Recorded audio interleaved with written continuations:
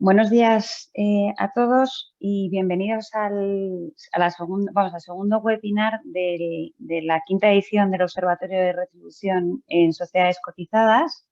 En esta ocasión, como anunciamos la semana pasada, vamos a dar una sesión conjunta con Willis Towers Watson, en la que nos centraremos sobre todo pondremos especial atención a lo que es la vinculación de la remuneración variable a la sostenibilidad.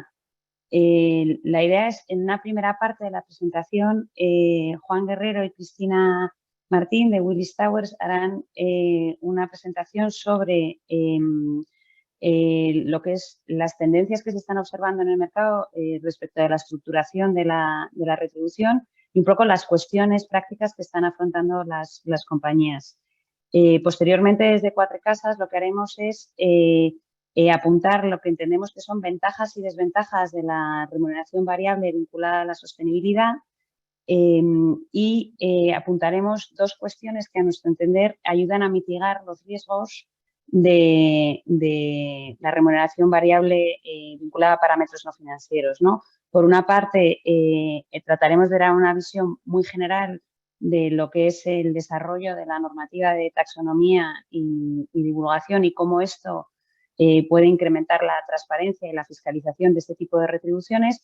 Y, por otra parte, trataremos de dar una serie de pautas prácticas de cómo las compañías pueden configurar sus objetivos de una manera que minore el riesgo que entendemos está vinculado o puede estar vinculado a la remuneración variable.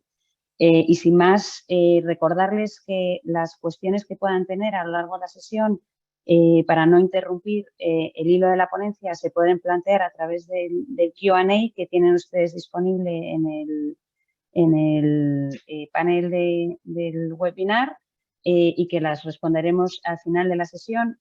La sesión anterior no tuvimos margen para poder hacer esa ronda de preguntas. Esperemos que en esta ocasión, que la sesión es un poquito más larga, sí lleguemos. Y sin más, aquellas que no se puedan contestar, trataremos de contestarlas posteriormente por escrito. Y sin más, doy paso a Juan y a Cristina para que pasen a comentar la primera parte de la ponencia. Fenomenal, Coro. Pues muchísimas gracias. Al principio de esta ponencia yo quería trasladar tres mensajes. El primero es, cómo no, agradecer a Cuatro Casas a que nos invite a estas jornadas, porque para nosotros es un placer y además nos encanta hablar de todos los temas sobre retribución y alta dirección que realmente nos apasiona y que entendemos en un momento ahora mismo pues muy bonito y muy interesante, y que vamos a tratar de explicarlo hoy. Por otro lado, en segundo lugar, yo animo a los que nos estéis escuchando ahora mismo por favor, a que planteéis las preguntas que os vayan surgiendo, porque yo creo que puede ser muy enriquecedor para todos pues, saber qué dudas os pueden surgir acerca de cómo vincular la retribución a las cuestiones ESG, y yo creo que por el bien de todos estaríamos muy contentos de poder recibir pues, preguntas por parte de la audiencia. Y en tercer lugar, pues explicar cómo desde WTW, Cristina y yo hemos planteado esta ponencia. En primer lugar, vamos a empezar con una pequeña introducción. Luego vamos a dar una serie de datos de mercado de unos estudios específicos que realizamos nosotros sobre prácticas de mercado en compañías cotizadas, de cómo se vincula la remuneración a la sostenibilidad. Y por último, unos pequeños consejos prácticos a la hora de, oye, cuando estamos diseñando un incentivo, qué recomendaciones hacemos para que el vínculo entre la retribución de la alta dirección y la sostenibilidad sea el adecuado. Entonces, si vamos a la página 5, Coro, hemos querido nosotros, antes de empezar a hablar del título de nuestra ponencia, que es la intersección de la sostenibilidad en la retribución, vamos a ir un paso atrás, ¿no? ¿Qué tendencias generales estamos nosotros viendo en esta última temporada de juntas, sin empezar a describir pues, ya lo que hizo Georgeson en la sesión anterior? Nosotros lo que estamos viendo y el feedback que estamos recibiendo por parte de nuestros clientes es, desde hace 2 años y medio, estamos en un entorno macroeconómico que ha cambiado muchísimo. Es decir, podemos elaborar una serie de presupuestos que a los 6 meses hay una guerra en Ucrania y entonces todo lo que habíamos presupuestado prácticamente es papel mojado. El entorno es muchísimo más volátil y esto, entre otras cosas, repercute mucho en cómo diseñamos los incentivos. Porque vamos a recordar para qué sirve la retribución variable en la alta dirección. Es alinear los intereses de la alta dirección con nuestros accionistas para retener y motivar a nuestros directivos, pero teniendo en cuenta la realidad de mi propia compañía y la realidad del entorno macroeconómico en el que me muevo. ¿Qué es lo que ha sucedido en estos últimos 2 años? Uno, que ya me dicen que la retribución no se tiene que alinear exclusivamente con los intereses de los accionistas, sino que se tiene que alinear con ese grupo más amplio que denominamos los grupos de interés o stakeholders, donde puede estar la sociedad en sí misma. Y de ahí pasaremos a hablar, ¿no?, de toda la vinculación de la retribución con la sostenibilidad. Pero también tengo que tener en cuenta cómo ha cambiado el entorno macroeconómico, que es mucho más volátil. Entonces, algo tengo que hacer yo como sistemas de incentivos. Lo que parece un poco extraño es tener los mismos sistemas de incentivos de hace 3 años en un entorno que ahora mismo ha cambiado radicalmente. Pero ¿qué ocurre? Que claro, jugamos con unas determinadas reglas del juego, es decir, tenemos que cumplir lo más básico, que son los requisitos regulatorios. En el caso de las cotizadas, las políticas de remuneraciones las tenemos que aprobar para un plazo de 3 años de duración. 3 años, cuando ahora mismo de un año para otro las condiciones macroeconómicas cambian pues de forma muy rápida y a veces no nos sirve esa política de remuneraciones que hemos aprobado. Bueno, pues todas estas cuestiones hacen que las compañías estén pensando en cómo poder adaptar su política de remuneraciones a este entorno más volátil, pero cumpliendo con los requisitos regulatorios y luego también cumpliendo con las directrices de inversores institucionales y proxy advisors que de momento no se han flexibilizado para responder a este entorno más volátil. Y luego, respecto a cómo alineo mi retribución con los grupos de interés, aquí es donde ya entramos, ¿no?, en el tema de ESG, que dejo paso a Cristina. Gracias, Juan. Efectivamente, lo que estamos viendo es que la sostenibilidad pues, ha alcanzado un punto crítico para la gran mayoría de las compañías y es una cuestión que se está dando a nivel global. No nos vamos a engañar, esto viene impulsado por las crecientes presiones regulatorias, por las exigencias de accionistas e inversores. Todos hemos vivido o en primera persona o a través de los medios de comunicación, cómo ha habido distintos movimientos sobre justicia social y equidad, como el Me Too o el Black Lives Matter en Estados Unidos, que ha hecho que las compañías tengan que hacer declaraciones públicas sobre su posicionamiento en temas de diversidad y de inclusión. Hemos asistido a fenómenos meteorológicos extremos y, por supuesto, lamentablemente, la pandemia. Entonces, en este entorno, además, lo que estamos viendo, lo que están capturando las compañías es que desde un punto de vista, y nos vamos acercando a la parte de capital humano, ¿no?, desde un punto de vista de lo que es la gestión del talento, también para atraer a los candidatos, sobre todo los más jóvenes, lo que estamos viendo es que ellos también demandan que la compañía esté alineada con una serie de valores y tenga en marcha una serie de prácticas acordes con todos los estándares de ESG o que se consideran, digamos, alineados con la sostenibilidad. Y también los comportamientos de los consumidores estamos viendo que de alguna manera están dirigidos por este tipo de motivaciones.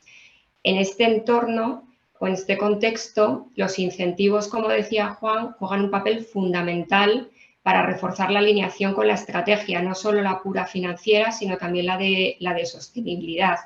Y si bien todavía el uso de métricas de sostenibilidad estamos en las primeras fases, porque realmente con estas cuestiones llevamos 3 años prácticamente, es importante que vayamos desmitificando, que es lo que vamos a intentar hoy, algunos conceptos sobre el uso de estas métricas para poder evolucionar y precisamente mejorar la utilización de las mismas. Y en esto, el mejor impulsor y agente del cambio, indudablemente, es el Consejo.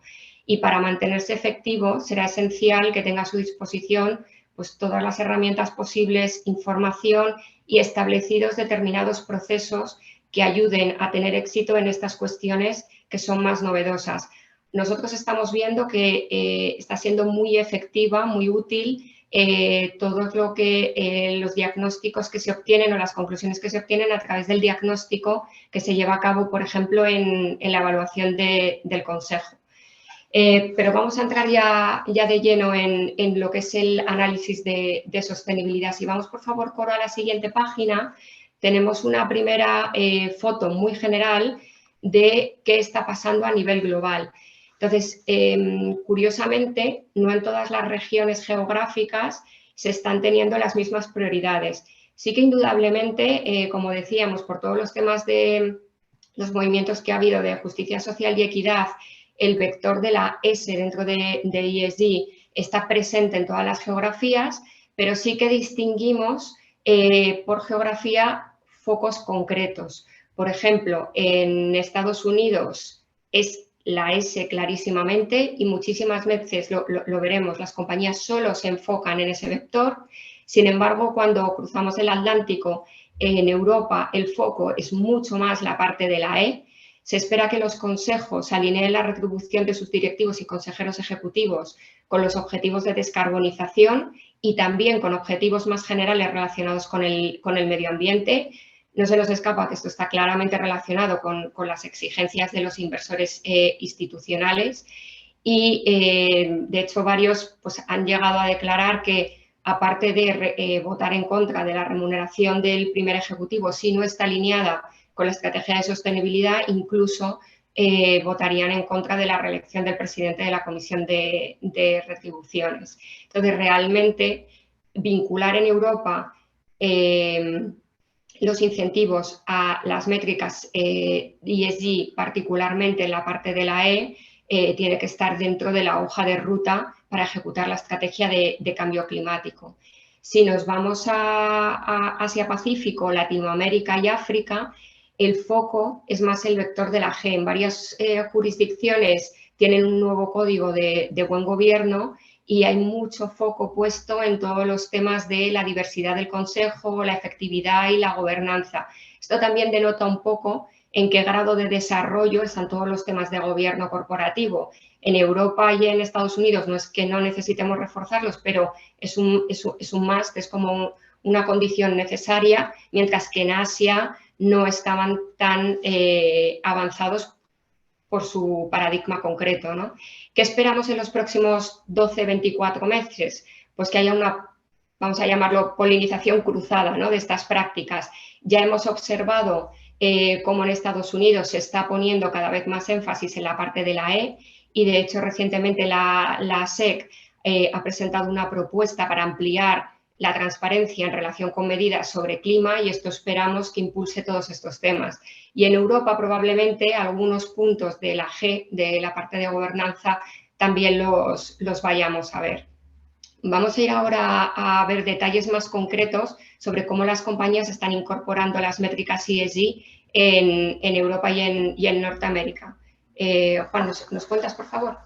Sí, en WTW tenemos un grupo específico que se dedica a analizar la información pública que publican las compañías cotizadas en relación con el diseño de sus sistemas retributivos. El año pasado se realizó un estudio sobre la inclusión de métricas ESG en los sistemas retributivos variables en los principales índices de Norteamérica y de Europa. Como podemos ver en esta diapositiva, en Estados Unidos se incluyó el Standard Poor's 500, en Canadá el TSX 60 y luego en Europa pues, se cogieron los principales índices de las geografías más relevantes. Entonces, si pasamos a la siguiente página, ¿cuál es la principal conclusión? Ya 2/3 de las compañías cotizadas, de un total más o menos que están incluidos en este estudio de 900 compañías, que es una muestra pues, bastante significativa de Norteamérica y de Europa, ya 2/3 declaraban incluir en sus sistemas de retribución variable métricas ligadas a cuestiones ESG. Es verdad que de estos 2/3 no se reparten igual dependiendo de la zona. Como podemos ver, en Estados Unidos no llegaban, o sea, llegaban justitos al 60%.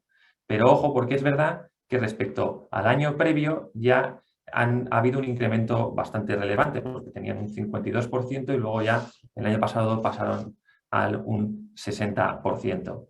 En Europa y Canadá sí que es verdad que estos porcentajes llegan ya a un 80%, es decir, un 80% de las compañías declaran que están incluyendo en sus sistemas retributivos métricas ligadas a cuestiones ESG. Ahora bien, y luego lo veremos más adelante con Cristina, una cosa es declarar o incluir indicadores ligados a la sostenibilidad, pero no, eso no es, o sea, esto es un dato, pero luego hay que analizarlo y verlo en detalle, porque no es lo mismo una métrica que pondera un 10% a que si pondera un 30%, o si es un objetivo concreto cuantitativo, que si es dentro de unos objetivos cualitativos de evaluación del desempeño del primer ejecutivo, pues se incorpora como un factor más a tener en cuenta pues el seguimiento de las políticas medioambientales de la compañía. Vemos que el impacto pues, no es lo mismo, ¿verdad? Entonces, estos datos luego, pues es verdad que hay que profundizar un poquito en ellos. Al hilo de esto, vemos cómo se reparte. Si ya diferenciamos dentro de los sistemas de retribución variable entre el bonus anual y los incentivos a largo plazo, como se puede ver en esta diapositiva, vemos que el 66% de las compañías sí que incluyen métricas ESG en el bonus anual, pero si nos vamos al incentivo a largo plazo, este porcentaje se reduce drásticamente al 13%. Nuestro equipo que se encarga de hacer este estudio está ya actualizándolo de acuerdo con la última temporada de juntas y ya, por lo menos en Europa, lo que pasa es que no podemos todavía publicarlo porque estamos revisando el dato, este 13% en Europa, que el año pasado era un 28%, si lo vemos ahí en pequeñito, este 28%, de acuerdo con la información de la última temporada de juntas, parece ser que se va a acercar ya más a un 50%, ¿vale? Y donde el bonus anual, donde pone 75% en Europa, va a estar ya en torno al 80-85%. Pero sigue habiendo esa diferencia muy significativa entre el porcentaje de compañías que declaran incluir estas métricas en el bonus anual que las que declaran incluirlo en el incentivo a largo plazo. ¿Y esto por qué es? Bueno, pues por varios motivos. Hace también un año hicimos una encuesta a 170 consejeros en Europa y les preguntábamos sobre cómo vincular la retribución variable a la sostenibilidad. Y una de las cosas que salían en los resultados de esta encuesta es que un porcentaje relevante de los consejeros veía bastante complicado incluir en los sistemas retributivos a largo plazo, variables a largo plazo, métricas de sostenibilidad por la dificultad que había a la hora de, primero, elegir bien una métrica que te compromete a un periodo ya al menos de 3 años, que no es lo mismo en un bonus anual, ¿no? Que te lo juegas un año, sino tú ya eliges una métrica para los próximos 3 años y luego cómo calibras esa métrica. ¿Cuál es el objetivo que te pones a 3 años cuando a lo mejor has empezado a medir de una forma solvente esa métrica pues hace 2 años? Entonces tampoco tienes comparativa, un track record histórico para decir, pues yo dentro de 3 años quiero estar aquí. Y a todo esto, y supongo que Coro lo comentará más tarde, yo me puedo establecer objetivos que están ligados también a requisitos regulatorios de sostenibilidad, de emisión de gases CO2 o de utilización de energías verdes, pero si me están cambiando la normativa durante este periodo de 3 años, como está pasando ahora, que hay una energía que antes no era verde y ahora sí que es verde, entonces todo esto hace que las empresas se encuentren realmente complicado establecer unas métricas que, especialmente los incentivos a largo plazo, los inversores demandan que sean cuantitativas, objetivas y que se limite bastante el uso de la discrecionalidad. Si vamos a la siguiente página, vemos que estas conclusiones que hemos visto en la página anterior son aplicables en compañías de muy diferentes sectores. Obviamente, en el sector de utilities, energía, pues los porcentajes del uso de métricas ESG son superiores. Pero cualquier sector, incluso el de tecnologías de la información, que tienen un impacto, vamos a decirlo, un poco más reducido en cuestiones medioambientales, sí que ya más de la mitad de las compañías declaran introducir métricas de ESG. Es verdad que las métricas en las compañías con un menor impacto medioambiental están sobre todo vinculando su remuneración a métricas ligadas a las cuestiones sociales, que es lo que va a explicar Cristina en la siguiente diapositiva. Sí, si entramos efectivamente en las categorías, ¿no?, y tipos de métricas que se están utilizando, encontramos que las métricas vinculadas a la dimensión de la S social son las más comunes. De hecho, dentro de las de social, vemos que la práctica mayoritaria es tener al menos una métrica de capital humano, sean objetivos de diversidad e inclusión, seguridad y salud, bienestar u otros objetivos relacionados con personas. Sí que si observamos las distintas categorías en la parte de la E, sobre todo, ahí tenemos diferencias a nivel geográfico. En Europa estamos prácticamente en un 40%, como dice Juan, este año esperamos incluso un incremento. En Estados Unidos estaban por debajo del 15%. Entonces, bueno, aunque Estados Unidos aumente, está todavía lejos de Europa. Lo más habitual es que las compañías utilicen al menos dos categorías. Normalmente cuando vemos, como decíamos antes, las regiones de Europa y de Estados Unidos, lo que están cubriendo es la parte de la E y la parte de la S. Esto es en un 47% de los casos. En Europa se llegan a utilizar incluso en un 30% de los casos las tres categorías. Esto en Estados Unidos no es tan común y más bien vemos dos o una. Un tema clave que anticipaba Juan es si las métricas son cuantitativas o cualitativas. No podemos obviar que los inversores están pidiendo que las métricas sean materiales, cuantificables y medibles, auditables, transparentes, que no estén solo vinculadas a índices, que ha sido una práctica extendida sobre todo en las primeras fases, y que estén también vinculadas a la estrategia. Pero la realidad es que a la hora de seleccionar las métricas y definir si son cuanti o cualitativas, tenemos que analizar la propia naturaleza de la métrica. Entonces, por ejemplo, para las emisiones de carbono, pues parece que existe una fuerte razón para poder tener objetivos cuantitativos. Es verdad que hay muchos matices a la hora de medir estas emisiones, pero realmente vemos que las compañías sí que están pudiendo establecer objetivos puramente cuantitativos.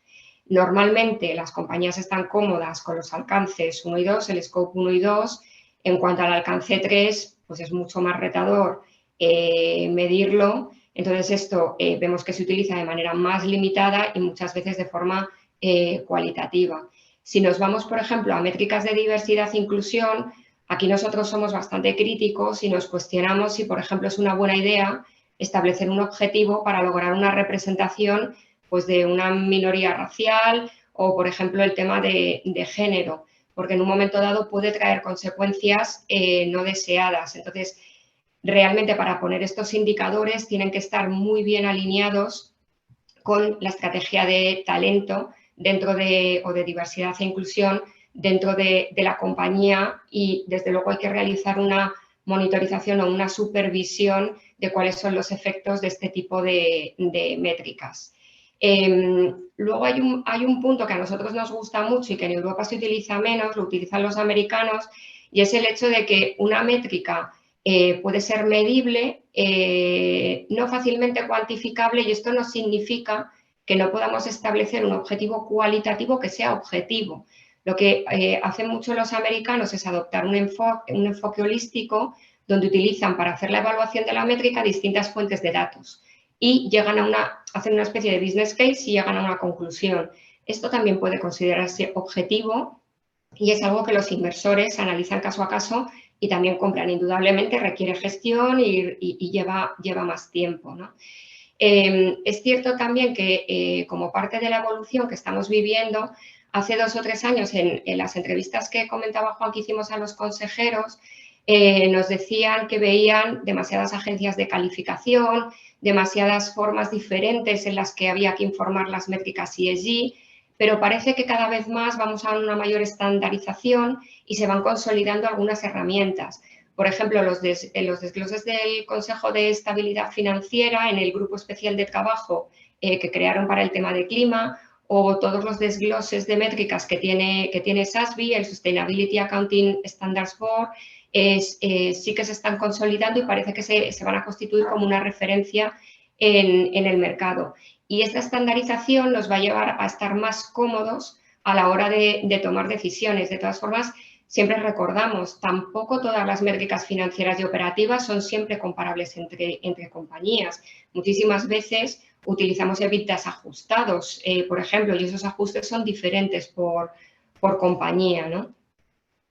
Ya, si pasamos a la siguiente página, aquí tenemos como el siguiente paso. Una vez que hemos decidido los tipos de métricas dentro de las categorías que queremos priorizar de acuerdo con nuestra estrategia de sostenibilidad, necesitamos ver cómo incorporamos esas métricas y con qué ponderaciones. Entonces, hay un espectro muy amplio para poder hacerlo y para que no resulte abrumador lo vamos a descomponer por partes. El nivel básico que podríamos llamar es considerar un underpin, es decir, un requisito mínimo o un nivel básico de resultado que se exige para poder activar el pago del incentivo o una parte del mismo sujeto, en todo caso, a otras métricas. Entonces, este underpin lo vemos muy apropiado cuando una compañía comienza a introducir una nueva métrica ESG porque es muy sencillo de implantar y, digamos, de alguna forma solo hay que establecer ese umbral mínimo de cumplimiento, pero es cierto que el resto de métricas tienen que tener un impacto potente a nivel de resultados porque los underpin los inversores pueden considerar que no son suficientemente materiales. Ejemplos de compañías que utilizan underpin, por ejemplo, BP, British Petroleum o ABB. Luego vemos como un siguiente paso de sofisticación que es incorporar un modificador relacionado con ESG. Entonces, lo que te permite el modificador es, una vez que tienes determinado el incentivo con base en métricas financieras y operativas o de creación de valor, modificas ese resultado en función de distintos resultados de ESG. Estos modificadores, nuevamente, pues tienen que ser materiales para tener impacto. Pero es cierto que, digamos, son muy útiles a la hora de empezar a comunicar y enviar mensajes a la organización. Lo están utilizando compañías como la alemana Bayer, la francesa Air Liquide o la americana Kraft. Luego ya las siguientes opciones, que la realidad es que son las más extendidas, es donde están la gran mayoría de las compañías, es directamente tener una parte del incentivo, una porción, vinculada directamente a uno o más indicadores de ESG. Aquí lo que vemos es que muchas veces se da, o en la mayoría de los casos observamos que cada indicador ESG se le asigna una ponderación específica, pero en un 54% de los casos también vemos que el indicador ESG forma parte de un cuadro de mando. Ese cuadro de mando, que es el que tiene la ponderación, puede ser específico de temas de sostenibilidad o se pueden mezclar métricas financieras con métricas ESG. Y luego hay una última opción que nuestro estudio de momento lo refleja, es bastante sofisticada y novedosa, se está empezando a ver en compañías que realmente están transformándose a raíz de todos los temas de sostenibilidad, y es que, por ejemplo, se puede definir un coste o un cargo fijo por cada tonelada de CO2 que emite la compañía. Entonces, este coste fijo por carbono se puede, por ejemplo, deducir del EBITDA o agregarse al coste de capital. Entonces, cuando tienes un incentivo para el equipo directivo donde reciben ese incentivo en función de la creación de valor para la compañía, normalmente lo que se establece es un umbral para poder compartir ese valor, y ese umbral es el que se puede definir modificado por estos costes o cargos fijos por emisiones de carbono. Sabemos que es todavía un tema bastante incipiente que están empezando a tantear las compañías, pero es bastante interesante porque de alguna manera estamos fusionando los temas financieros y de creación de valor con las métricas de sostenibilidad de una manera que, por supuesto, el cálculo de este coste fijo pues habrá que afinarlo, pero puede llegar a ser muy objetivo.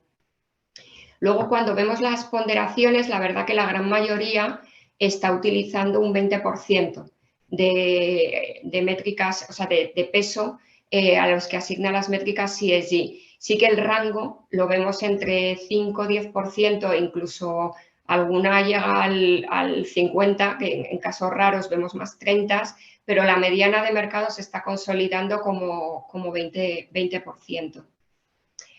Y quizás, por último, en la siguiente página, con todo esto que hemos visto, nos gustaría hacer un repaso de como buenas prácticas para diseñar incentivos y cómo vincularlos a ESG. Primero queremos desmitificar las métricas ESG en el sentido de no es muy diferente los principios que debemos seguir que los que seguimos para incorporar métricas financieras. Desde la perspectiva de los inversores, lo que debemos evitar es la percepción de greenwashing. Entonces, en este sentido, es muy importante, aunque parezca una obviedad, comenzar por la estrategia, articular la visión en sostenibilidad y lo que podemos hacer es dividirla en hitos a corto y largo plazo, como tienen las compañías en sus planes estratégicos y en su hoja de ruta para llegar a la visión. Por ejemplo, en las compañías petroleras, donde hay una transformación completa del negocio, donde se está invirtiendo en nuevos negocios y se está dejando de utilizar energías fósiles hasta donde se pueda, lo que tenemos que ver es que probablemente necesitemos planes de incentivos más potentes porque la propia estrategia de negocio pasa por la estrategia de sostenibilidad. Entonces, aquí sí que estamos viendo que algunas petroleras se están planteando incentivos incluso independientes vinculados a métricas ESG con plazos más largos del habitual de 3 años que vemos en el estándar de mercados. Realmente se necesitan 5, 7 o incluso 10 años para cambiar el portfolio de una organización y especialmente cuando estamos hablando de objetivos de descarbonización o incluso de objetivos de diversidad e inclusión. No los podemos cambiar en el corto plazo.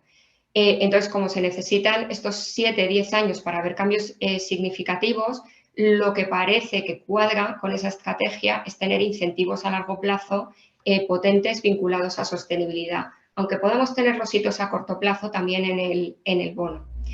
En este caso, es muy interesante que las compañías de oil and gas lo que se están planteando es diseñar el incentivo de una manera distinta a los estándares de mercado. Normalmente en el estándar de mercado el tiempo es la constante, es lo que tenemos fijo, conseguir un objetivo en 3 años. Y lo que variamos con la escala de logro, lo que calibramos son los millones de euros o el porcentaje de crecimiento de la métrica. Lo que estamos viendo en estas métricas de tan largo plazo es que lo que varía es la escala temporal, de tal manera que si yo lo consigo en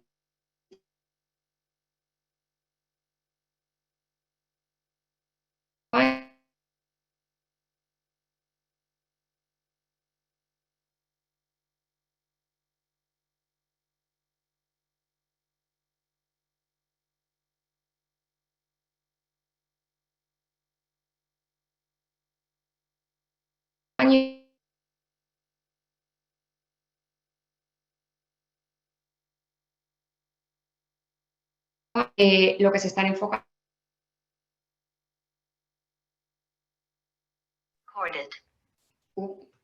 Que ha saltado esto, ¿no? Bueno, sí.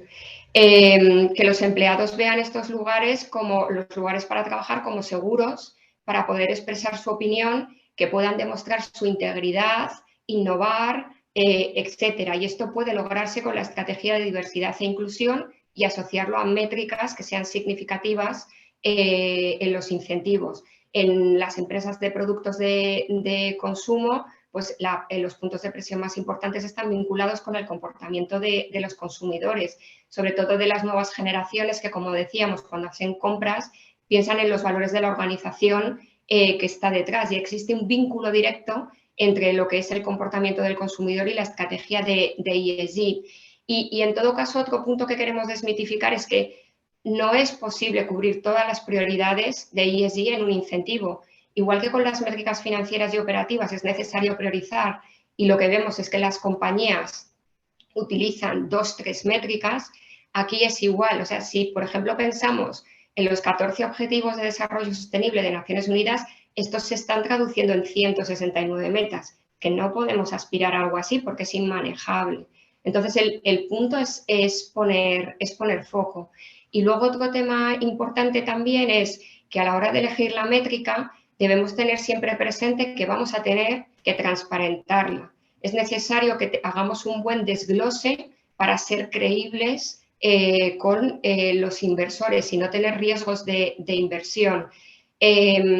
Las métricas ESG en ningún caso deberían ser ya una excusa para pagos más fáciles. Es cierto que hay un tema reputacional que a ninguna compañía le cuadra, que es en un momento dado no pagar una parte del incentivo por haber fallado en los objetivos de ESG. Indudablemente esto es un tema crítico, pero tampoco podemos poner los objetivos demasiado fáciles porque ya ha habido casos en esta temporada de juntas y en la pasada donde los inversores identifican que los objetivos no son suficientemente retadores y podemos encontrarnos con un problema o con una crítica muy significativa. No sé, Juan, si a lo mejor completarlo con algún comentario futurista de los que te gustan. Sí, por terminar con el desglose de información, o sea, es verdad que como ha explicado Cristina, tenemos que tener lo primero en cuenta qué es lo que hacemos, la actividad para seleccionar cuáles son nuestros objetivos ESG, seleccionar la métrica y luego el tipo de incentivo. Dentro de este proceso ya tenemos que adelantarnos y pensar esto cómo lo vamos a comunicar en nuestro informe sobre remuneraciones o en el acuerdo de junta. Porque esto es muy importante. Los que me conocen ya saben que yo siempre digo la misma frase, que no solo hay que ser bueno, sino parecerlo. Entonces, es importante que si establecemos una métrica ESG, que se pueda explicar muy bien en el informe sobre remuneraciones, que podamos definirla, que expliquemos cómo se calcula. Aquí no me importa decirlo, creo que un ejemplo muy bueno es Telefónica, donde todas las métricas de cuestiones ESG están definidas y se añade cómo se calcula y cuál es la escala de logro. Bueno, pues eso lo tenemos que tener en cuenta. Sobre todo, si por diferentes cuestiones no hemos podido establecer una métrica puramente cuantitativa y vamos a tener un balance scorecard de cuestiones ESG, o porque eso no puedo todavía saber a 3 años, pero voy a tener una valoración. El Consejo va a valorar de una forma cualitativa el cumplimiento de alguna métrica ESG. Bien, en el informe de remuneraciones vamos a tener que explicar muy bien el por qué pagamos ese 15 o 20% de incentivo vinculado a ESG y desglosar muy bien los motivos que han llevado al Consejo a ese porcentaje de pago. Y eso hay que adelantarse, porque si no, luego, en el momento en que hay que justificar por qué pagamos lo que pagamos, es cuando vienen los nervios. Y relacionado con el sexto punto que ponemos en la diapositiva, evolucionar y aprender con el paso del tiempo. Vamos a ver, lo mejor es enemigo de lo bueno. Entonces, que en estos primeros sistemas de incentivos donde estamos incluyendo métricas ESG no son perfectos y nos damos cuenta el año que viene que lo podíamos haber hecho mejor, pero eso no tiene que ser un stopper para decir, pues no meto métricas ESG. Se puede ir perfeccionando y es verdad que ya, además es que los inversores nos están exigiendo. Si nos vamos a muy largo plazo, porque ahora estamos en un momento donde nos están exigiendo que aceleremos en el progreso de todas las políticas ESG y para eso utilizamos los sistemas de incentivos. Dentro ya de un muy largo plazo, nosotros lo que prevemos es que ya los inversores no vean tan claramente decir, oye, te tengo que pagar más variable por cumplir estos objetivos ESG. Es que esto es algo ya de tu día a día. No te quiero pagar más por ello, ¿vale? Ya veremos por lo que te quiero pagar. Pero ya esto es que está o dentro de tu retribución fija o en un paso anterior, sí que vemos que puede tener sentido las compañías que tengan sistemas de retribución variable con sistemas de diferimiento, es decir, que yo no te pago el bonus anual hoy, sino te lo pago en 2, 3, 4 años, o en el caso de entidades financieras, en 5 años, pues dentro de esas cláusulas malus que me permiten reducir la retribución variable diferida, ahí es donde vamos a introducir determinadas métricas ESG. Es decir, que si yo no cumplo estos requisitos mínimos, ¿no?, de vigilancia de mis políticas ESG, que ya he alcanzado un determinado grado y que por eso se me ha pagado en variables pasados, pero lo que no quiero es ir hacia atrás. Entonces, ¿de qué manera, desde el punto de vista retributivo, puedo conseguir ese objetivo de no ir hacia atrás? Pues a través de las cláusulas malus. Y esto es lo que prevemos que suceda, pero todavía faltan unos cuantos añitos para ello. Y ya con esto vamos a dar paso a Coro. Coro, 10:15, más o menos hemos cumplido los plazos y nada, todo tuyo. Bueno, pues muchísimas gracias. Como siempre hemos aprendido muchísimo y sobre todo una visión muy, muy de mercado. Desde Cuatro Casas lo que queríamos ahora era dar una visión de lo que es una visión más legal, ¿no? Para empezar un poco, ¿qué bondades o qué ventajas le vemos a la remuneración variable vinculada a parámetros ESG? Por un lado, es un incentivo claro para apoyar lo que es la finalidad de creación de valor sostenible a largo plazo. Por otro lado, puede tener un impacto positivo en lo que son las finanzas sostenibles, en esa idea de que mis financiadores e inversores ya no van a tomar decisiones únicamente basándose en criterios financieros, sino que van a tener en cuenta también toda la parte de sostenibilidad de la compañía y cómo el que yo incentive a mis ejecutivos en este sentido puede ser un punto a favor. Luego, es indudable, decía Cristina, ¿no?, que ayuda a posicionar a la compañía frente a sus grupos de interés, ¿no? Citaba el caso de los consumidores, pero ahí frente a sus propios empleados, que también se ha mencionado, la plantilla, las comunidades locales, ¿no? El hecho de que tú determinados compromisos los reflejes como incentivo en la remuneración de tus ejecutivos, pues reputacionalmente a la compañía frente a sus grupos de interés le posiciona en un sentido positivo. Decíamos también que de alguna manera es un mecanismo, una herramienta de mitigación de futuros riesgos financieros, ¿no? Al final, la estrategia de sostenibilidad está muy vinculada a lo que son los riesgos empresariales de la compañía y el hecho de que queden identificados y de alguna manera se motive a los ejecutivos para alcanzar esas estrategias lo antes posible y minorar esos riesgos, pues no deja de ser un mecanismo de mitigación de riesgos, ¿no? Y luego decíamos ahí que supone pasar de unas medidas, de una retórica, ¿no?, o de un lenguaje general a una adopción de medidas más concretas.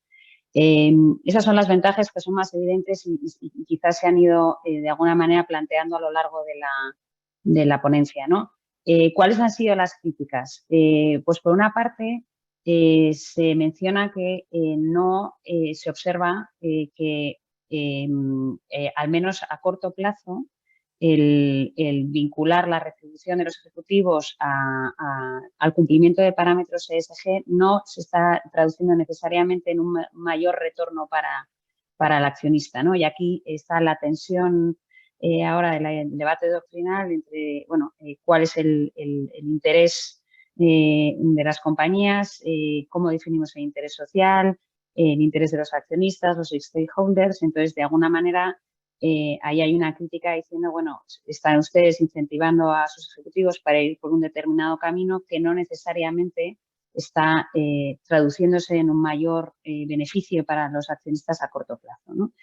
Y luego una serie de riesgos que identificábamos que no son intrínsecos a la existencia de esa vinculación de la retribución a parámetros no financieros, sino a que esos parámetros de alguna manera no estén bien construidos. Bien construidos en el sentido de que sean indeterminados. Ha insistido tanto Cristina como Juan en la insistencia de los inversores institucionales y los proxy advisors en el sentido de que las compañías tienen que plantear objetivos que sean objetivamente, valga la redundancia, medibles, ¿no?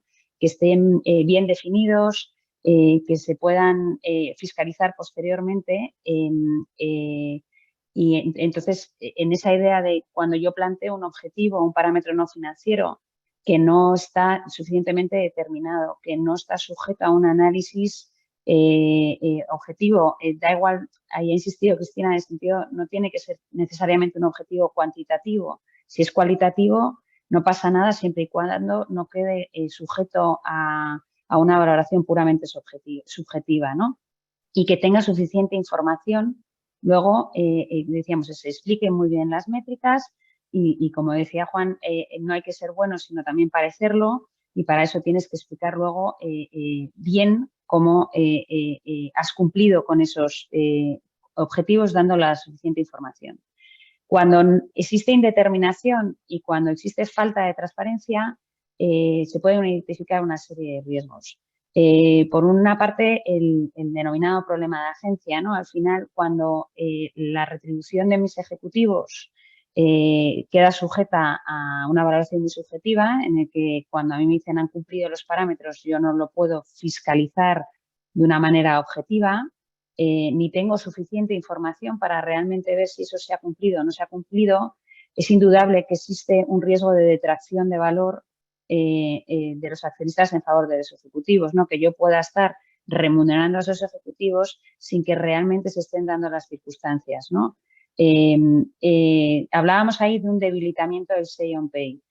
Durante los últimos años, desde la reforma de 2014 de la Ley de Sociedades de Capital y la incorporación de la Directiva de Accionistas, lo que hemos visto es cómo a las compañías y también la reforma del Código de Buen Gobierno, cómo a las compañías cada vez se les ha insistido más para que sus políticas sean más concretas, que haya mayor desglose, que se expliquen mejor las cosas. Esto se traduce en que los accionistas tienen una mayor influencia a la hora de poder impactar sobre la remuneración de sus ejecutivos.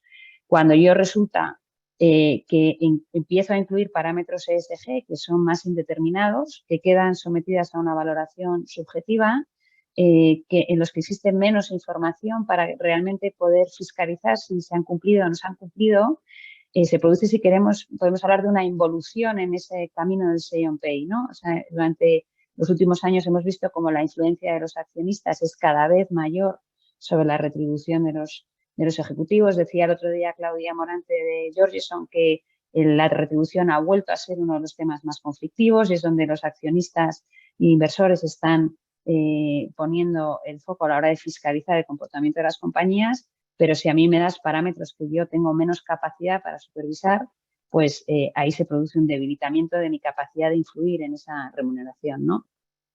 Ahí, si lo miramos desde la perspectiva de los accionistas, si lo miramos desde la perspectiva de los grupos de interés que en muchos casos son beneficiarios de esos parámetros ESG a los que quedan vinculados la remuneración variable. Por ejemplo, decíamos, no, pues los consumidores, ¿no? O determinado parámetro que yo pueda poner porque entiendo que va a beneficiar a mis consumidores o a mis proveedores. Pues si luego no hay información para fiscalizar si se han cumplido o no y esos parámetros no están bien construidos, pues esos grupos de interés, esos consumidores, esos proveedores luego no tienen capacidad para ver si realmente se está incentivando bien a los ejecutivos de la compañía para que se cumpla esa estrategia de la compañía que les favorece, ¿no? Y luego decíamos, una vez que ya miramos a los tipos de parámetros, ahí ha habido dos críticas, ¿no? Una primera que decía que muchas veces cuando, decía Cristina, tienes que seleccionar qué objetivos de sostenibilidad traduces en tus incentivos en la remuneración, no puedes poner todos tus objetivos de sostenibilidad en la remuneración. Entonces, cuando eliges unos en detrimento de otros, pues puedes estar perjudicando, ¿no? Determinados objetivos. Y esto se produce sobre todo en las cuestiones que son menos parametrizables, ¿no? Poníamos ahí, bueno, pues imaginémonos que yo incluyo un parámetro vinculado a la remuneración que es que se incremente la presencia femenina en la escala ejecutiva. Pues a lo mejor me centro en estos temas y en cambio no estoy teniendo en cuenta otros temas que son menos parametrizables, menos cuantificables, como pueden ser temas éticos o temas de transparencia, y de alguna manera parece que no estoy incentivando a mis ejecutivos a que cumplan esos objetivos, ¿no? Y luego, decíamos, otra de las críticas que se ha hecho es que muchas veces, oye, pues para cumplir este objetivo que me pones de cumplir, reducir la huella de carbono, pues adopto decisiones que igual pueden perjudicar a otros grupos de interés, ¿no? Y ahí estamos pensando sobre todo pues, en los empleados. Entonces, una vez que identificábamos estos riesgos, uno, decíamos, ventajas, riesgos, y entonces, bueno, ¿cuál es la oportunidad o no oportunidad de vincular mi remuneración a parámetros variables, ¿no? Si miramos la normativa y las recomendaciones de buen gobierno, bueno, nos encontramos que a nivel normativo en la Ley de Sociedades de Capital, el artículo 509 de CIES lo que dice es que me establece una serie de contenido obligatorio en la política de remuneraciones que va en línea con explicar bien esa remuneración variable vinculada a parámetros no financieros y explicar cómo, qué aporta ese incentivo a la estrategia de la compañía, ¿no? Pero no me obliga a vincular necesariamente mi remuneración a parámetros no financieros. En la recomendación del Código de Buen Gobierno, la número 58, sí hay una recomendación de promover de que la remuneración promueva la sostenibilidad de la empresa e incluya criterios no financieros que sean adecuadas para la creación de valor a largo plazo. Aquí, bueno, estamos en una recomendación sujeta a la normativa de cumplir o explicar que uno puede o no adoptar y simplemente tiene que tener una justificación sólida para explicarlo al mercado. Donde sí encontramos que existe una obligación quizás ya más concreta es en el artículo 15 de la propuesta de la Directiva de Diligencia de Vida. De momento es una propuesta, con lo cual es susceptible de cambio, pero ahí sí que hay un apunte diciendo que aquellas compañías que adopten un plan de acción climático tendrán que explicar cómo vincula la remuneración variable a esos objetivos que se marcan en el plan de acción climático, ¿no? En cualquier caso, estamos hablando de una propuesta directiva que tiene que tramitarse y veremos cómo queda, ¿no? Entonces, ahí decíamos, bueno, pues esto es la norma que tengo, estas son las recomendaciones y luego, indudablemente, tengo las políticas de voto de los inversores institucionales y de los asesores de voto que, en función de mi composición accionarial y de mi estructura, pues tendré que tener más o menos en cuenta, ¿no? Entonces, entendiendo que no existe a día de hoy una obligación de vincular la remuneración a parámetros no financieros, lo que entendemos que hay que hacer es un análisis ad hoc en cada caso, ¿no? Y yo creo que ahí es importante ver las particularidades de la compañía, ver en qué sector de actividad se mueve, qué necesidades de financiación va a tener y cómo se quiere presentar ante esos inversores o financiadores que tienen en cuenta criterios no financieros en sus decisiones, ¿no? Si necesita mejorar su retribución en determinados campos, ¿no? Decíamos ahí la estructura accionarial. Es indudable que cuando uno cuenta con está presentes en el capital de la compañía determinados inversores institucionales, sabe que tiene que ir por esa vía, ¿no? Si va a llevar a cabo una operación corporativa en un corto plazo, pues ahí necesitará marcar, pues a lo mejor tener empaquetar la compañía y lo que es la política de sostenibilidad de una manera quizás más clara, ¿no? Y luego lo mismo que ya mencionaba Cristina, es importante entender que no todos los parámetros de sostenibilidad se van a traducir en la retribución, sino que ahí hay que ver no los que son tendencia en el mercado, sino los que tienen sentido para mi compañía, ¿no? Y dentro de los que tienen sentido en mi compañía, los que tienen sentido que yo incentive a los ejecutivos para llevarlos a cabo. Otros, de alguna manera, están en el ADN de la compañía y no necesitan ser incentivados. Y entonces decíamos, ¿cómo podemos mitigar esos riesgos que vemos de los parámetros no financieros vinculados a la retribución? Pues por una parte, creemos que hay un elemento externo que va a ayudar mucho a esa mejora de hacer los parámetros más objetivos y de dar mayor información para fiscalizarlos, que es el propio desarrollo de la normativa de taxonomía y divulgación. Desde Cuatrecasas somos muy conscientes de la vorágine legislativa a la que se enfrentan las compañías, además con una terminología que es muy complicada de seguir, Y entonces hemos querido, hemos preparado una especie de guía muy sencilla que facilitaremos con los materiales al final de esta presentación, en el que explicamos un poco cuáles son las grandes líneas normativas de la sostenibilidad en la Unión Europea y dónde estamos en cada caso. Es decir, en esa guía identificamos en qué punto nos encontramos en el desarrollo de la normativa de taxonomía, en qué punto nos encontramos en el desarrollo de la normativa de divulgación, en todo el tema de herramientas de inversión, qué medidas se están adoptando para unificar esas herramientas de inversión, y luego en todo el tema de gobierno corporativo sostenible, pues tanto lo que es la directiva, la CSRD, que es la de modificación de los informes, estados de información no financieros, como si dijéramos, y la propuesta de directiva de diligencia de vida, ¿no? De toda esa normativa creemos que hay dos patas que son fundamentales, que son taxonomía y divulgación. Intentando ser lo más simplista posible con el tiempo que tenemos.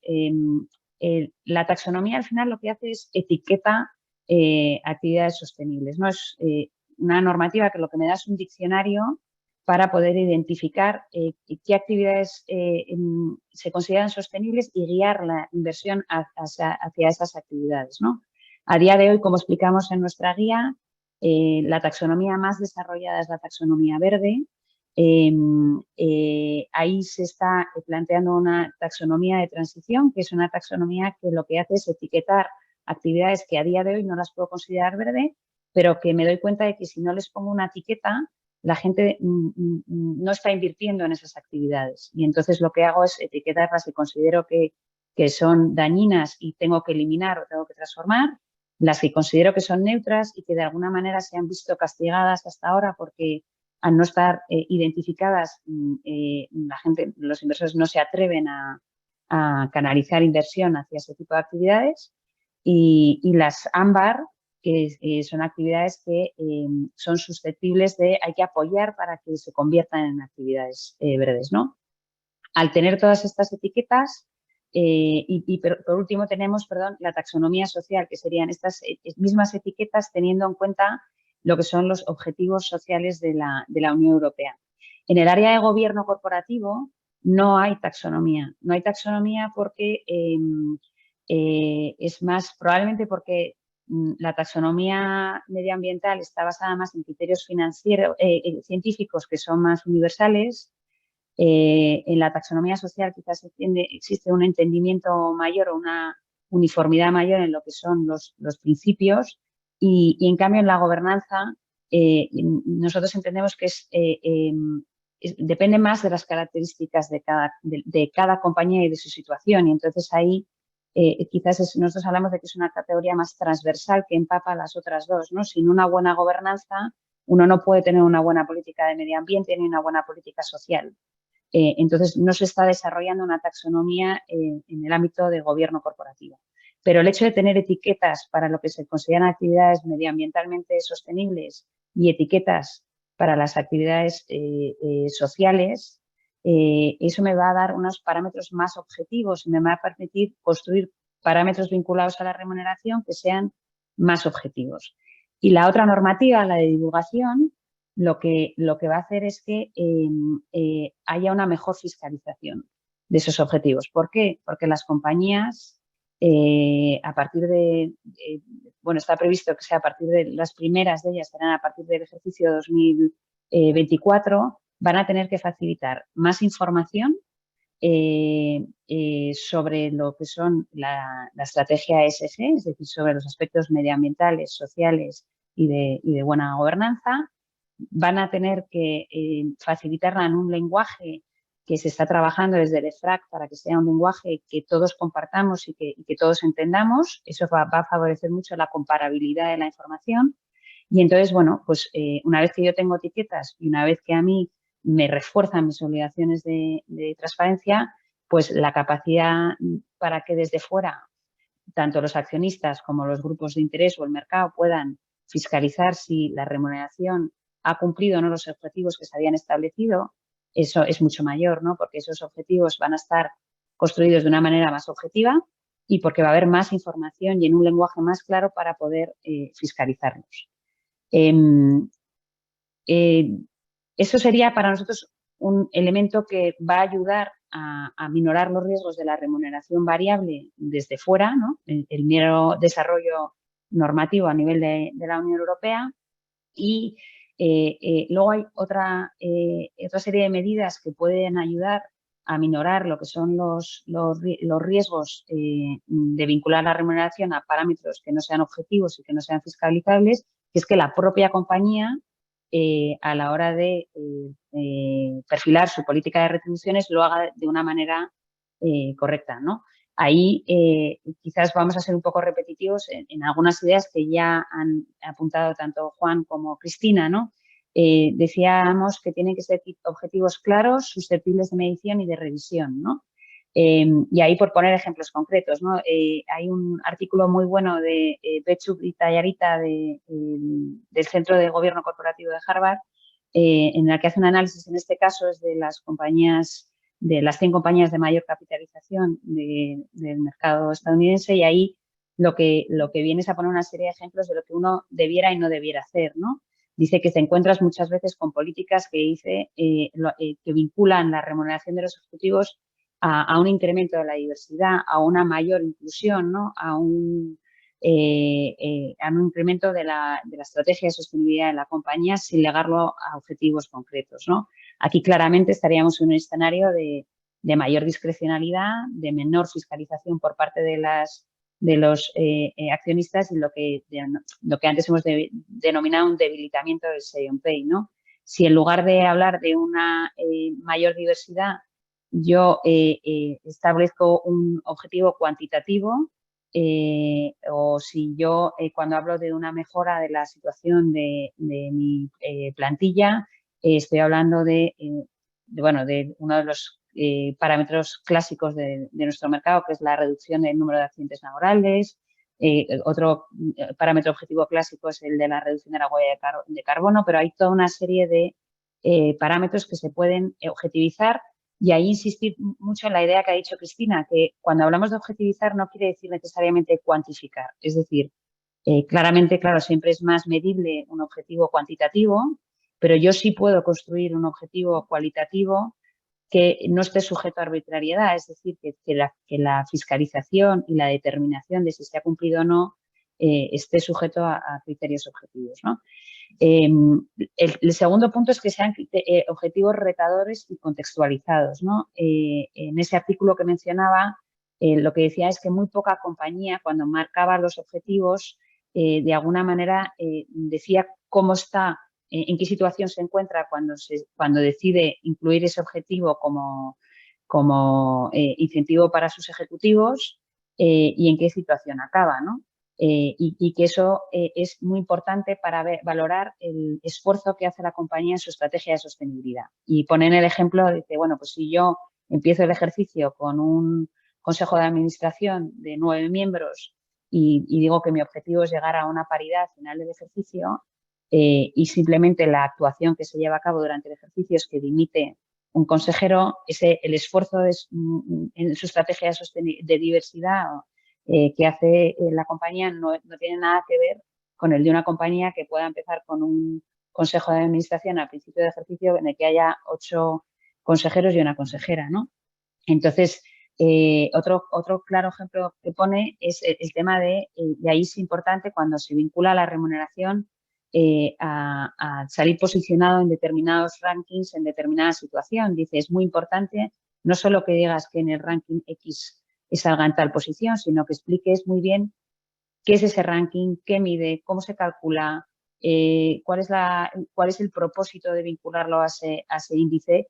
Y ahí dice, bueno, hay compañías que lo están haciendo muy bien, que están de alguna manera explicando bien por qué he elegido ese parámetro, pero otros simplemente hacen mención a un ranking que desde fuera, desde esa fiscalización por parte de los accionistas, inversores, grupos de interés, pues es muy difícil entender en qué se traduce que te incluyan en ese ranking, ¿no? Entonces, esas dos ideas de objetivos claros, susceptibles de medición y revisión y que sean retadores y estén bien explicados, creemos que eso puede ayudar mucho a que los riesgos que habíamos apuntado de debilitamiento del Say on Pay, de que los propios grupos de interés no entiendan bien los objetivos ni cómo se puede saber si se han cumplido o no, pues esto ayuda y es una medida que pueden hacer, que pueden tomar las propias compañías. Y sin más, yo creo que si queréis podemos iniciar el turno de preguntas, que ahí hay varias. Sí. Sí, tenemos, aquí me aparece la primera pregunta. Lucila Rodríguez pregunta, ¿la métrica de servicio al cliente es una métrica ESG o si estáis refiriendo, por ejemplo, al NPS, si se trata realmente de una métrica de negocio, no financiera, pero de negocio? Por otra parte, ¿qué métricas de gobernanza consideráis? Entonces, efectivamente, la métrica de servicio al cliente, que la más famosa es el Net Promoter Score, sí que se está contabilizando una métrica ESG por la parte de la S, porque obviamente uno de los stakeholders más importantes son nuestros clientes. Y además hay determinados ámbitos donde existe una sensibilidad muy importante a la hora de medir cómo es la atención y el grado de satisfacción que tienen los clientes con mi servicio. El ejemplo más claro son los servicios financieros. De hecho, es tan importante que es que ya existen hoy en día requisitos regulatorios por parte de la European Banking Authority para introducir en los sistemas de incentivos alguna métrica relacionada con el grado de satisfacción de los clientes. Entonces, ¿es de negocio? Sí, es de negocio. ¿Es de ESG? También. O sea, que yo creo que aquí es una métrica que vale para ambos ámbitos. No es la primera compañía que nos lo pregunta, ¿verdad, sí, Juan? Sí, es una pregunta sí. Tipo. Pero claro que, vamos, o sea, mi opinión particular, ni siquiera como WTW, es que es una métrica S clarísima y que está además directamente vinculado con tu negocio. Y luego, respecto a las métricas de gobernanza, vamos a ver, esta también es la típica pregunta, porque no es fácil encontrar métricas ligadas a la gobernanza. ¿Qué hemos visto? En ámbitos anglosajones, sí que cuando miden la evaluación de su primer ejecutivo, una de las cosas que miden es su relación con los diferentes stakeholders. Y entonces preguntan a los accionistas principales, inversores institucionales, a los reguladores, cómo ha sido la actuación de su primer ejecutivo. Y eso lo tienen en cuenta y impacta nuevamente en el bonus anual. Y entonces eso se califica como la G. Luego también hemos visto cuando hay algunas compañías que tienen que avanzar en sus políticas de blanqueo de capitales o también un poquito, porque eso ya es bastante obvio, ¿no? Pero de selección de proveedores, ¿no? Que es verdad que se mezcla un poco con la S, pero una definición de políticas claras de cómo seleccionamos nuestros proveedores para cumplir los requisitos que normalmente están ligados más con el ámbito de social, pero la elaboración de esas políticas sí que se mete en el ámbito de la G. Yo creo que, Cristina, tú tienes algún ejemplo más, ¿no? Sí, cuando hemos visto cuando hay alguna novedad o hay un nuevo código de buen gobierno en alguna jurisdicción, pues también ese año las compañías lo pueden tener como un objetivo el tema de adaptarse. Y luego sí que vemos que se utiliza muchas veces la métrica para fomentar los comos. Entonces, si hay una serie de comportamientos vinculados a los valores de la compañía en un momento, por ejemplo, transformacional de la compañía, también es útil y se clasifica bajo la G. Sí, aquí hay que tener en cuenta que, perdón, Coro, que claro, que tenemos que elegir una métrica si es en la G, pero que pueda influir el ejecutivo, ¿vale? O sea, que hay muchas cuestiones de gobernanza que tú puedes decir, ah, mira, pues esto es interesante, pero ¿realmente el primer ejecutivo tiene impacto sobre eso? Me pongo el ejemplo de la composición del consejo.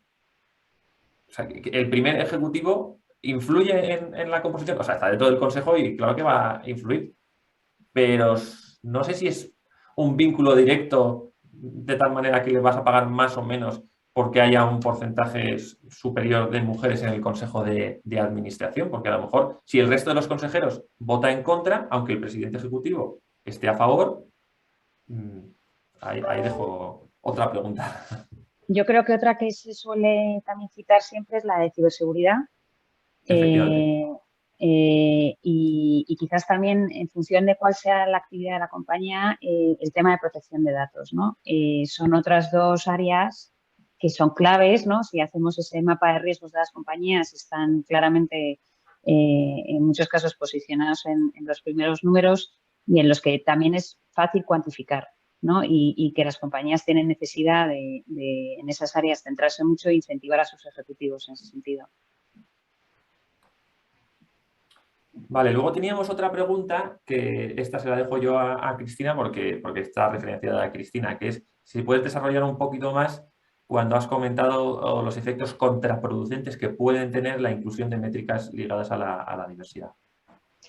Claro, aquí lo que hemos visto es que, o sea, no quiero que se entienda que estoy criticando las cuotas. Entiendo que las cuotas es de género, por ejemplo, es un mal necesario y hablando muchas veces con nuestros colegas en países nórdicos que fueron los promotores o casi los inventores de este tema, lo que te dicen es que de alguna manera o obligas o no aceleras todos los temas de equidad.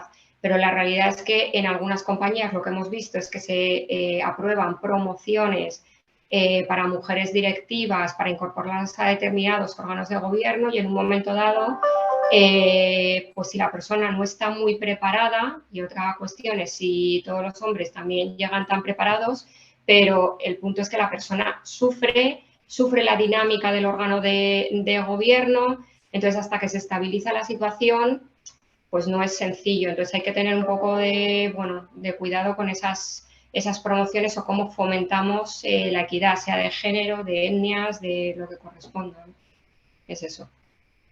Y luego teníamos otra pregunta sobre, oye, está muy bien lo que nos habéis contado a nivel internacional, Estados Unidos, Europa, pero ¿qué ocurre en España? Entonces, nosotros con la última temporada de juntas, lo que estamos viendo es que la inclusión de métricas ESG en los planes a corto plazo en España sí que ya llegaríamos en un entorno del 85% de las compañías del IBEX 35, que incluye métricas ESG en el bonus anual. En el incentivo a largo plazo vamos a seguir estando por debajo del 50%. Respecto al peso de las métricas, aquí sí que en el bonus anual seguimos la tendencia que hemos visto en Europa y en Norteamérica, que es la mediana está en el 20%, o sea que en el bonus anual el 20% se vincula a métricas ESG y el tercer cuartil estaría solo en el 25%, es decir, está bastante comprimido entre el 15 y el 25% de peso. Pero en los incentivos a largo plazo, aquí todavía en España estamos siendo más conservadores que en otras geografías y la mediana está más cerca del 10% que del 20%, cuando en países de nuestro entorno, como puede ser Francia, Alemania, Italia, la mediana en los incentivos a largo plazo del peso relativo de las métricas ESG está ya en un 20%. ¿Vale? Y luego, ¿sobre qué métricas ESG se utilizan? Pues en España, en el bonus anual, las que tienen que ver con la salud y la seguridad de los trabajadores es la métrica más utilizada de la ESE, también pues, por el tipo de compañías que están incluidas en el IBEX 35.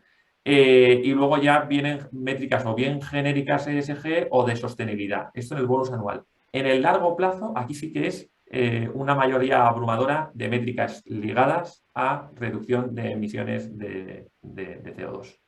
¿Vale? Y luego el siguiente tipo de métricas que observamos son métricas también ligadas a cuestiones medioambientales, pero no necesariamente a la reducción de emisiones. Pues, por ejemplo, por pensar, Inditex tiene métricas ligadas a todo el proceso de elaboración de las prendas de ropa, de los tintes, que es un proceso que contamina mucho, pues la reducción, ¿no? de la huella de ese proceso, ¿no? Y entonces esto sería la versión que tenemos en España. Nosotros esperamos que a lo largo de septiembre podamos tener ya un estudio específico de España.